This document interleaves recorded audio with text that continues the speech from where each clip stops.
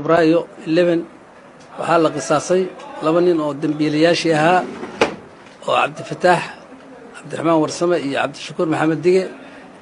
baa la qisaasay maanta aad iyo aad baan anagana qisaastay waana ku faraxsanahay ninkii saddexaad maadaama saddex nin oo xukumanay ahaayeen dilkana maanta lagu wada furiyahay maxaa dib u dhigay ninkii saddexaad waxaa dib u dhigay 10 cisho dib loo dhigay waana dambiilo ahaa codsi baa jiray xagga maartay dadka ah iyo annaka waana 10 waana la hubinayaa 10 cisho in dib loo dhigo go'aankaas maadaama saxiix madaxweynaha uu dhacay iyagoo ka yimi ma adiga go'aanka codsiga dhiibay mise cid kale ayaa gudbisay madaxweynaha gudbisay codsiga waxaa wada dhiibay aniga iyo dad iyaga ka tirsan baa wada dhiibnay in la hubiyo ninkaas waa annaga xageeyana dambiilo ahaa 10 cishaana la baaraya warbaahintu meesha ma joogin lagu qisaasay maxkamada Allah naxariistay maxaa cadeynaya baraha bulshada hadalada kala duwan baa ku jira in nimankii la dilay aysan ahayn iyagii kiiska Caysha magaceeda Allah naxariistay bal maxaa cadeynaya in arrintaasi nimankii ay adiga Ilyas ahaan in nimankii goobta la geeyay dilka lagu fiiyay ay yihiin nimankii Caysha Allah naxariistay nimankii Caysha dilay waa wada qaanay daris baan ahayn waan wada hadalnay xataa way saafinay afis bay iga dalbadeen iyagoo tiirka gaariga saaran gaal shiraha aakhirama baa war jiraa baan ku yiri tiirkaana la geeyay waana la dilay labadiiba adigu goobjoog ma ahayn meesha lagu dilay goobjoog waan ahaa hataa markay dhinteen dhuunta iyo gacanta waa ka taabtay ninka haray cadeymo iyo awl waxa jiray in ay isaga walaalkiisu la yiri DNA iskaga mid yihiin marka haddii ay dhacdo in ninkaasi uusan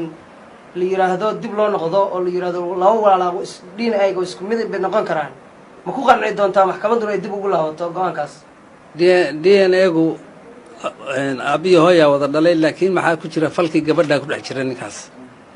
oo kufsiga ku dhex jira laftigiisa macaankiisi baa ku jira shaawadiisi baa ku jirta dhiiggiisi baa ku jira hadduu la falgalay waa la heli doonaa qisaasta maadiga fuliyay ehelkaaga qoyskaaga mise dawladda ayaa u bandhigtay nimankaas dawladda ayaa qisaasta annaga fushanay dawladdu waxay tiri fushada la yiri sharciga islaam weeyaan annaga fushanay waxay ugu dambeyn barnaamijkan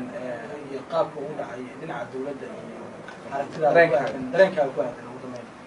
dareenkaygu aad iyo aad buu fiican yahay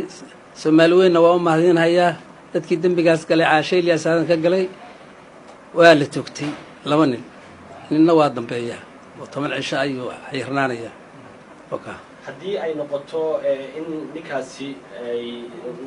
laga wada hadlo oo maxkamaddu ay go'aankeeda gaadho adiga Ilyas ahaan qorshuhu ma kugu jiraa ninkaas inaad cafisid haddii kiiskaas lagu helo oo aad magdhow ka qaadatid ama aad qisaasatid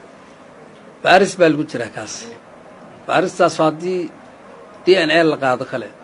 waa arkaynaa haddii wada hadal yimaadana waa arkaynaa laakiin 10 insha Allah dib loo waan xiran yahay fariin maxaa uga diraysaa guud ahaan dadka ku dhageysanaya oo telefishinada ku daawanaya adigoo si faahfaahsan uga hadlaya arrintan waxay ahayd arrin muxuu ahaayey ummadda oo dhan ay sugaysay